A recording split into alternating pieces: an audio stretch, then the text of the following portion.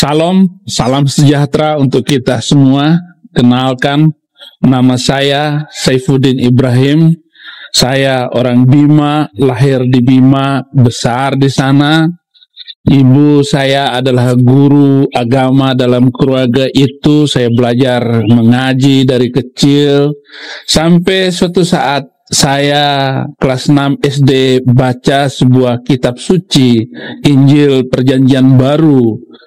Waktu itu kitab suci dalam keyakinan saya belum ada terjemahan yang saya mengerti, hanya Perjanjian Baru itu yang saya baca. Kalau ada ayat-ayat yang menyenangkan hati saya baca dengan keras. Lalu mama saya tahu, mama saya bertanya, "Itu baca apa?" Saya tunjukkan Injil. "Ini kitab sucinya orang Kristen, Nak." Ya. Kemudian mama saya mengambil kitab suci itu, "Saya akan simpan sampai kamu dewasa nanti. Saya takut kamu masuk Kristen." Saya bilang sama mama saya, "Nggak mungkin, Mak. Saya akan menjadi pembela Islam paling berani." Tamat SMA penasaran di mana sekolah yang mengajarkan Injil. Lalu saya disarankan oleh kakak-kakak saya yang sudah kuliah di Malang dan di Makassar, masuk Usuluddin. Alhamdulillah saya dipilih oleh pimpinan pusat Muhammadiyah, dapat beasiswa dari pimpinan pusat untuk kuliah di Solo. Saya ambil jurusan perbandingan agama, semua agama saya pelajari, Yahudi, Kristen, Islam, Hindu, Buddha saya pelajari. Hingga suatu saat saya mengerti dan saya lulus terbaik, kemudian menjadi pakar perbandingan agama. Lalu saya mengajar di Jepara, saya dapat istri orang Jepara namanya Nur Hayati. Dari istri ini lahirlah 3 anak laki-laki semua. Yang pertama saya kasih nama Fikri Khomeini, yang kedua Saddam Hussein, yang ketiga Muammar Gaddafi. Kenapa saya kasih nama anak-anak semacam itu, saudara-saudara? Karena saya sangat mencintai keyakinan saya, karena saya benci dengan Kristen. Saya nggak suka dengan orang Kristen. Tetapi memang Tuhan itu hebat. Saya tatkala menjadi orang Kristen, saya baca Yesaya 42 ayat 6. "Aku ini Tuhan telah memanggil engkau untuk maksud penyelamatan, telah memegang tanganmu, aku telah membentuk engkau dan memberi engkau menjadi perjanjian bagi umat manusia, menjadi terang untuk bangsa-bangsa." Ayat ini rasanya menjadi kekuatan bagi saya. Betapa jahatnya ke hati saya karena sebuah keyakinan bahwa saya mau menjadikan anak-anak saya teroris semuanya. Tetapi Tuhan berkata, "Aku ini Tuhan telah memanggil engkau untuk maksud penyelamatan, telah memegang tanganmu, aku telah membentuk engkau dan memberi engkau menjadi perjanjian bagi umat manusia, menjadi terang untuk bangsa-bangsa." Saudara, kalau melihat latar belakang saya, tidak mungkin saya jadi orang Kristen. Jangankan jadi orang Kristen, bayangkan saja tidak mungkin, tidak terlintas dalam hati saya untuk menjadi orang Kristen, apalagi menjadi penginjil, menjadi pendeta semacam ini. Waduh, jauh dari pikiran saya. Tetapi Tuhan merenda seluruh kehidupan saya. Saya mengajar di sebuah pesantren terbesar di Indonesia. Pesantren itu Az-Zaitun. Luas lahannya 1.200 hektar. Murid-murid 11.000, karyawan 3.000, guru-guru 800 orang. Saya di sana menjadi dosen Al-Quran, dosen tafsir hadis. Saya menjadi guru akidah dan guru sejarah Islam. Tiba-tiba menjadi orang Kristen, ini adalah sesuatu yang tidak masuk akal bagi saya. Tetapi bagaimana Tuhan membawa rencana indah itu, yaitu saya harus menerima kebenaran di dalam Tuhan Yesus Kristus. November 2005, waktu saya menjadi kepala humas di pesantren itu, saya didatangi oleh The Gideons International yang membagi Alkitab ke seluruh dunia. Saat itu, saudara-saudara, saya terima 1.400 Alkitab untuk dibagikan kepada seluruh santri saya. Tetapi Desember 2005 saya diundang Natalan bersama di Cirebon. Tetapi oleh pimpinan saya, bukan saya yang diutus, orang lain yang diutus. Sehingga hari itu saya bertugas sebagaimana biasanya, saya laporkan semua tugas saya. Tetapi tiba-tiba kepala rumah sakit bilang kepada saya, katanya Ustaz Saifuddin Ibrahim yang datang Natalan bersama. Belum saya jawab, dijawab oleh pimpinan saya, kalau Ustaz Saifuddin Ibrahim yang datang Natalan bersama, maka pulang jadi pendeta Abraham. Saudara-saudara, itulah malam terakhir saya bertemu wajah dengan pimpinan pesantren ini. 4 hari kemudian saya tinggalkan pesantren ini. Saya kacau balau, saya tertekan oleh satu kalimat, saya harus menjadi orang Kristen. Saya pulang ke rumah saya, sampai di rumah enggak balik-balik. Seminggu enggak balik-balik, sebulan enggak balik, dan saya telepon orang yang memberi Alkitab kepada saya telepon beliau, masih ingat saya enggak Pak? Masih, boleh ketemu enggak? Boleh, kata dia. Kapan? Kapan saja boleh. Dan saya jawab kepada beliau, besok. Akhirnya saya datang ke Cirebon, saya ingin menyampaikan kepada beliau, saya ingin masuk Kristen. Tetapi sampai di Cirebon, saudara-saudara, saya nggak bisa mengungkapkan isi hati saya untuk menyatakan mau masuk Kristen. Sampai malam dia pulang ke rumahnya, saya tidur sendirian di hotel, pagi-pagi dia jemput saya untuk sarapan. Pagi itu tetap nggak bisa ngomong. Sampai makan siang nggak bisa ngomong. Sampai check out dari hotel nggak bisa mengatakan saya mau masuk Kristen. Lalu saudara-saudara, sampai saya diantar ke stasiun kereta. Kereta berjalan. Mestinya saya turun di Indramayu, bablas.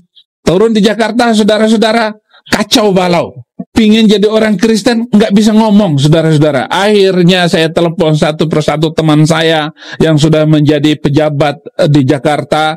Satu orang respon, kebetulan saya sedang mencari Anda untuk menjadi pembicara dalam seminar membela organisasi-organisasi Islam. Akhirnya, saudara-saudara, saya sanggupi untuk menjadi pembicara dalam seminar itu. Saya menjadi pembicara pembanding dalam seminar itu. Saya katakan, saudara-saudara, tidak ada satu ayat Al-Quran pun yang mengatakan organisasi A, B, C sesat. Mereka senang dan tepuk tangan. Sebelum saya turun dari mimbar, karena tempatnya dirahasiakan dan tokoh-tokoh agama semua datang pada kesempatan itu, saya katakan, saudara-saudara, surga bukan milik orang Islam, surga bukan milik orang Kristen, tetapi surga adalah milik orang yang membangun dunia ini dengan toleransi dan damai.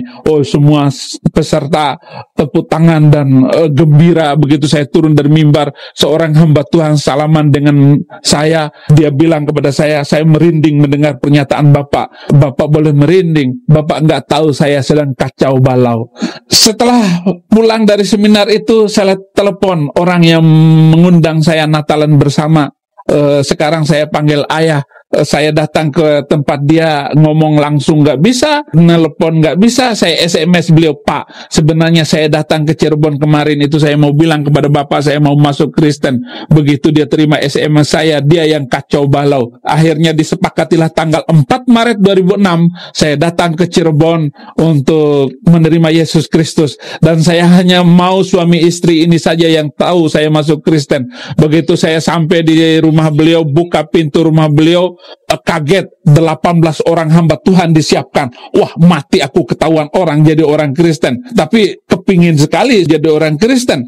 Wah, mungkin ini syarat pertama jadi orang Kristen, diterima oleh banyak orang. Begitu duduk, saya ditanya macam-macam oleh mereka, dan hampir gagal saya terima Yesus hari itu karena ada satu pertanyaan, apakah agama yang membuat orang selamat dan masuk surga? Loh, ini jawabannya bagaimana? Kalau benar jawaban saya, syukur. Kalau salah, saya ditolak jadi orang Kristen. Langsung saya bilang kepada mereka, Pak, saya ini orang buta, tuntun saya terima Yesus. Sudah, nggak usah nanya macam-macam. Ya, Pak, kami nggak nanya macam-macam, katanya. Saudara-saudara, lalu saya ditarik ke ruang sebelah untuk membuat pernyataan di atas materi Rp6.000. Loh, kok susah sekali jadi orang Kristen? Kok pakai tanda tangan segala? Saudara-saudara, mungkin ini syarat ketiga. Lalu saya minta kepada mereka surat yang telah mereka siapkan, pernyataan di atas materi Rp6.000. Lalu saya membuat 4 kalimat. Kalimat yang keempat saya menulis begini, saya sanggup berkorban dengan jiwa, raga, dan nyawa saya, serta apapun yang ada pada saya, bagi kemuliaan Tuhan Yesus Kristus. Kristus. Lalu mereka membaca pernyataan saya, mereka bilang, tidak ada alasan kita menolak orang ini. Lalu saya duduk di kursi semula, mereka berdiri, doa tumpang tangan kepada saya, mari kita doa tutup mata. Saya nggak biasa doa tutup mata, saya buka tutup. Lalu mereka serentak berkata, amin. Luar biasa saudara-saudara, mereka meneteskan air mata setelah saya menyatakan terima Yesus Kristus. Lalu mereka bertanya lagi, bagaimana perasaan Anda setelah menerima Yesus Kristus sebagai Tuhan dan Juru Selamat Anda? Saya katakan kepada mereka, kalau ada satu hal yang membuat Anda bahagia seumur hidup Anda, ini adalah kebahagiaan saya yang luar biasa. Mereka nangis lagi. Saya nggak biasa nangis, saudara-saudara. Maklum, masih di sono. Saya hanya biasa nangis kalau nonton film India. Lalu mereka bertanya lagi kepada saya, bagaimana program Anda selanjutnya? Saya katakan, saya ingin belajar Alkitab menurut iman saya. Lalu mereka menyiapkan rumah untuk saya belajar Kristen. Mereka membuka perpustakaannya 3 hari di Semarang, 3 hari di Cirebon, 3 hari di Jakarta, dan pendeta berganti-ganti mengajar saya untuk belajar membaca Alkitab. Macam-macam lah yang saya pelajari. Ternyata saudara-saudara, belajar menjadi orang Kristen itu gampang, tetapi yang susah itu adalah menjadi murid Kristus, dan ini harus belajar sampai mati. Kalau sekedar belajar Kristen, apa susahnya? Tetapi yang susah adalah bagaimana mengikuti teladan Yesus Kristus. Dia mati di atas kayu salib untuk setiap orang yang mau diselamatkan. Artinya saya menyadari bahwa saya hidup bukan untuk diri saya, tetapi untuk orang lain, untuk anak cucu yang akan datang, untuk sesiapapun yang bisa meniru teladan hidup kita sebagai orang percaya. Oh, itu dia. Baru saya mengerti kenapa Yesus disalib. Setelah saya menerima Yesus Kristus, saudara-saudara, mereka bertanya lagi, bagaimana program Anda selanjutnya? Saya katakan kepada mereka, saya ingin mengeluarkan anak saya pindah, lalu saya tinggalkan rumah tempat tinggal saya, tanah-tanah yang sudah dibeli saya tinggalkan semua, jabatan dan kehormatan saya tinggalkan semua, lalu kota yang saya mengerti hanya Jakarta. Ada satu rumah ngontrak 2 tahun, lalu pindah, perabotan sudah rapi semua. Lalu saya bilang kepada istri saya seminggu kemudian, istriku, sekarang saya sudah menjadi orang Kristen. Saudara-saudara, 7 hari 7 malam istri saya menangis. Dia banting bantal di depan saya. Dia bilang, kamu gila. Padahal saya masih waras. 7 bulan tinggal di rumah ini. Dia bawa kabur 3 anak saya, masih kecil-kecil waktu itu. Saya menginjil kemana-mana, banyak orang yang memilih hidup baru karena penginjilan saya. Tetapi tatkala saya pulang ke rumah saya, anak dan istri saya menolak saya dengan keras. Ditinggalkan oleh anak istri ini adalah pergumulan yang menyusahkan hidup saya. Saya waktu itu baru pulang dari Surabaya. Saya buka pintu rumah, hanya satu lampu yang menyala, tidak ada yang menyambut.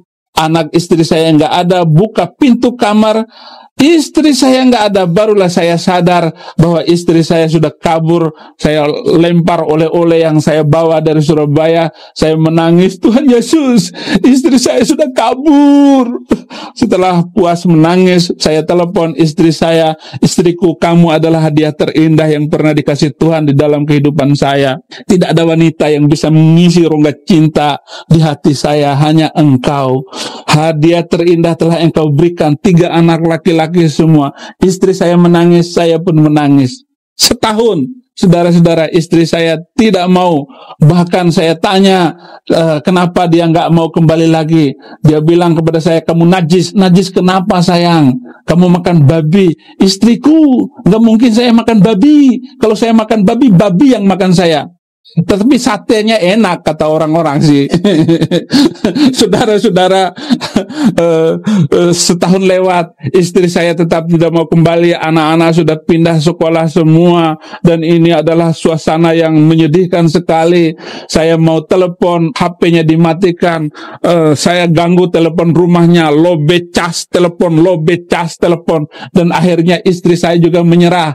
Oke, kita ketemu, tetapi syaratnya nggak boleh pegang pegang, nggak boleh sentuh tangan. Oke, nggak apa-apa. Yang penting melihat. Saudara-saudara, saya beli tiket bis malam. Di bis nggak bisa tidur. Saya membayangkan besok pagi saya akan ketemu dengan 3 anak saya. Oh, puji Tuhan, alhamdulillah. Pagi-pagi saya melihat 3 anak saya berdiri di halaman. Saya peluk satu-satu. Hanya air mata keluar. Mau ngomong berhenti di kerongkongan. Lalu koper dibawa oleh anak saya yang pertama. Buka pintu, istri saya sedang duduk di kursi. Oh, kulihat di matanya masih ada cinta. Oh, ternyata saudara-saudara, dalam Yesus ada pengharapan. Oh, rame rumah itu. Mereka semua, saudara-saudaranya berantem dengan saya. Harus cerai. Saya katakan, saya tidak punya istri untuk saya ceraikan. Dia adalah satu-satunya kehidupan saya. Cinta saya yang tidak akan berubah dengan istri saya. Saya katakan begitu kepada mereka. Dulu kamu Islam, sekarang Kristen, itu sebabnya harus cerai. Saya katakan, apa hukum yang boleh memisahkan orang yang dalam keadaan cinta? Saya tetap mencintai istri saya, walaupun istri saya tidak mencintai saya. Mereka semua ingin memisahkan saya dari cinta saya dengan istri saya. Lalu setelah matahari mulai meninggi, keluarga-keluarga sudah pulang dan saya tinggal dengan istri. Lalu saya ngobrol dengan istriku, kita harus hidup serumah. Kalau kita cerai, anak kita yang rugi. Yang penting kita hidup serumah. Silakan kamu tetap Islam, saya Kristen. Anak-anak terserah anak. Istri saya bilang, tidak ada satu alasan pun yang membuat kita harus hidup serumah. Dan satu-satunya alasan, kamu harus masuk Islam lagi. Istriku, saya nggak bisa jadi orang Islam. Saya hanya bisa jadi orang Kristen. Yesus hidup di dalam saya hidup dalam Yesus Kristus. Istri saya lalu ambil gunting. Dia kejar saya pakai gunting. Saya lari, saya bawa laptop saya. Di pintu ada sepatu saya. Waktu saya mau ambil sepatu, saya tengok ke belakang, gunting sudah mau nancap di punggung saya. Saya tinggalkan itu sepatu, saya tabrak pintu, saya lari pakai sandal jepit. Istri saya ambil itu sepatu, kemudian guntingnya sepatu saya. Dia lemparkan ke saya. Tiung, enggak kena. Tuhan Yesus meluputkan saya. Siapa saja yang menerima Yesus Kristus dengan tulus dan murni hati akan diluputkan. Dan siapapun yang menerima Yesus Kristus dengan tulus dan setia hati tidak akan pernah dipermalukan. Dan itulah yang saya rasakan sampai hari ini. Tidak pernah Tuhan Yesus mempermalukan saya setelah saya terima Yesus Kristus. Saya lari, saudara-saudara, naik bis dari Jepara ke Surabaya pakai sandal jepit. Di bis saya menangis dan meneteskan air mata. Ada surat-surat. Saya baca surat-surat Paulus. Itu adalah ayat-ayat yang mengobarkan semangat saya. Kerinduan saya kepada Tuhan yang luar biasa. Baru-barunya saya terima Yesus Kristus. Itu adalah kehidupan indahnya cinta pertama. Cinta mula-mula, saudara-saudara. Tetapi tidak akan berhenti lagi. Saya membaca surat-surat Paulus. Roma 8 ayat 35. Siapakah yang bisa memisahkan kita dengan kasih Kristus? Dengan penindasan, dengan kesesakan, dengan ketelanjangan, dengan kelaparan, dengan apapun, bahkan pedang sekalipun, saya tidak akan berpisah dengan kasih Kristus. Baca ayat ini, bukannya berhenti air mata, malah tambah menangis, saudara-saudara. Aduh, di bis terus saya menangis. Sampai di Surabaya sore, saya mandi, atas rapi, bawah rapi, sandal jepit. Nanti ada pelayanan di sebuah gereja, saya harus melayani. Uang tinggal 200.000 rupiah, saudara-saudara. Saya jalan di mall. Ternyata Tuhan Maha melihat. Dia hidup. Pagi tadi sepatu robek. Sore ada ibu-ibu bertanya kepada saya, Pak Pendeta, kenapa pakai sandal jepit? Kesempatan saya bersaksi. Dia yang menangis. Dia bawa tangan saya ke toko sepatu. Sampai di toko sepatu saya terkejut. Karena harga sepatu jut-jut. Bagaimana dengan uang 200.000 untuk membayar sepatu yang harganya jut-jut? Ada sepatu 2 juta lebih, saudara-saudara. Dalam hati saya mau sepatu yang mahal itu. Tetapi saya malu dengan Tuhan Yesus. Dia nggak pernah pakai sepatu yang bagus. Saya pilih sepatu yang setengah harga. Ibu itu, Pak, sudah cukup. Saya bilang, iya Bu, yang ini saja. Pilih yang bagus. Tetapi hati saya tidak mampu untuk memilih yang bagus. Cukup ini saja, Bu. Saudara-saudara, sendal jepit saya taruh di kolong. Saya pakai sepatu baru. Langsung pakai ya, Pak? Iya. Saya jalan dengan air mata. Di mall itu air mata saya menetes. Kemudian penjaga toko sepatu teriak, "Pak, sandalnya," katanya. Saya pura-pura tuli. Orang sudah pakai sepatu kok pakai sandal jepit. Tidak, saya tidak akan kembali ke sandal jepit. Saya tidak akan kembali ke ajaran yang telah menghina martabat dan kehidupan saya. Saya tidak akan kembali kepada ajaran yang membolehkan manusia membunuh manusia lain karena perbedaan keyakinan. Tetapi Yesus mengajarkan, Matius 5 ayat 44, "Kasihilah musuhmu dan berdoalah untuk orang yang menganiaya kamu." Tidak ada alasan bagi saya kecuali saya duduk dan bersimpuh di bawah kaki Kristus. Waktu awal-awal saya nggak tahu Yesus itu Tuhan atau Nabi atau siapa, masa bodoh. Tetapi ajarannya ini telah mengubah seluruh mental saya dan keyakinan saya, paradigma dan bangunan iman saya berubah total karena begitu ajaibnya pengajaran perjanjian baru. Sejak kerusuhan yang melanda Indonesia, banyak gereja yang dihancurkan. Kemana-mana saya pergi ke Poso, saya pergi ke Ambon, saya melihat bagaimana sisa-sisa kerusakan. Saya datang ke Bekasi, ada satu gereja yang sudah 3 kali dirobohkan, diratakan dengan tanah oleh orang-orang yang berjubah. Jemaatnya kocar-kacir, bahkan ada perempuan yang lompat pagar, ditusuk kemaluannya. Setelah orang-orang yang berjubah itu meninggalkan gereja yang sudah dirobohkan itu, gembala gereja itu datang ke tengah-tengah gereja, lalu menangis. Dia menenteng anak perempuannya. "Tuhan, sudah habis pelayanan saya." Anaknya yang masih gadis besok pagi akan sekolah. "Bapak, saya sudah habis buku saya, pakaian saya. Besok saya pakai apa ke sekolah, Pak?" Dengan mata kepala saya melihat itu. Saya berdoa kepada Tuhan, Tuhan Yesus berikan saya waktu untuk berbicara betapa jahatnya manusia-manusia yang tidak mengenal Tuhan. Biarlah saya membela mereka, Tuhan. Berikan waktu itu kepada saya, Tuhan. Itulah suasana yang luar biasa. Saya tidak akan kembali ke sandal jepit. Saya sudah pakai sepatu baru. Air mata menetes. Ada lagu waktu itu yang baru saya dengar. Saya nggak tahu siapa pencipta lagu itu. "Bapa, sentuh hatiku, ubah hidupku menjadi yang baru." Waduh, saudara-saudara, betapa indahnya pakai sepatu baru. Sepatu baru adalah lambang pertobatan. Orang yang pakai sepatu baru hanya boleh jalan di jalan yang baik. Dia tidak memikirkan lagi masa lalunya. Dia tidak memikirkan lagi apapun yang ada di belakang. Yang di depannya adalah Yesus Kristus. Itulah orang yang pakai sepatu baru. Orang yang pakai sepatu baru tidak boleh berjalan di tempat becek. Kalau perlu, copot itu sepatu. Dan itulah yang kita mengerti tentang pertobatan itu. Malam hari itu saya khutbah sore.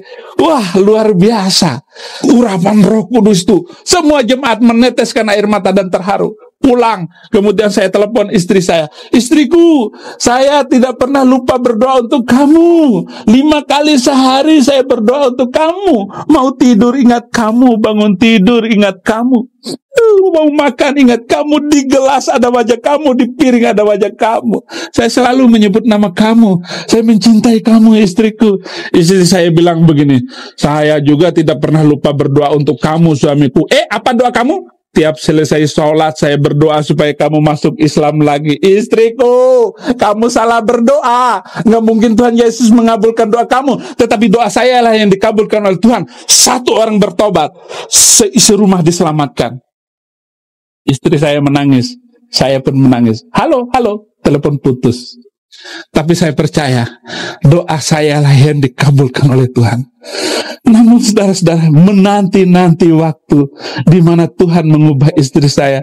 Ini adalah masa-masa penantian bagi saya. Kapan Tuhan doa saya? Walaupun saya percaya dengan firman Tuhan, demikianlah firman yang keluar dari mulutku tidak akan kembali sia-sia. Begitupun doa saya tidak akan dilupakan oleh Tuhan, bahwa setiap doa saya pasti dikabulkan oleh Tuhan. Apalagi saya berdoa berkali-kali dengan air mata dan kesedihan. Desember 2008, 2 tahun setelah saya terima Yesus Kristus, istri saya keluar dari kolam baptisan. Itulah air mata kasih yang luar biasa. Saya taruh kepala saya di tanah karena saya bersyukur betapa ajaibnya Tuhan Yesus Kristus. Istri saya bergereja, dan saya suruh anak-anak saya mendampingi mamanya. Semua anak saya harus mendampingi mamanya ke gereja. Kalau saya pelayanan di Jawa Tengah, di Semarang, anak istri saya bawa semuanya. Dan ajaib Tuhan itu, betapa hebatnya Yesus itu telah mengubah hidup saya. Dan yang lebih daripada itu, kami hidup rumah tangga dengan bahagia dan senang sekali. Tanggal 20 Januari kemarin, 2013, waktu saya khutbah di Bangka, saya rindu untuk menelpon istri saya, tetapi tidak ada kesempatan, kecapean. Siang saya khutbah seminar, malam KKR. Senin, Selasa, Rabu baru saya bisa menelpon istri saya. 3 kali saya miss call, tidak ada jawaban. Saya telepon anak-anak saya, "Mama bagaimana?" "Mama baik," katanya. Saya tanya lagi yang satu, "Mama baik." Jumat saya kembali ke Jakarta, saya tetap pelayanan. Hari Minggu tanggal 27 Januari saya khutbah di gereja. Selesai khutbah, saya ditelepon oleh saudara dari istri saya, "Maaf, Din, karena pesan dari istrimu baru kali ini disampaikan. Seminggu setelah selesai semuanya, baru disampaikan." "Emang kenapa, Bang?" "Istrimu telah meninggal dunia." Saudara-saudara, saya tidak bisa lagi menangis. Saya ajak teman-teman saya pulang ke Jawa Tengah untuk mengunjungi istri saya.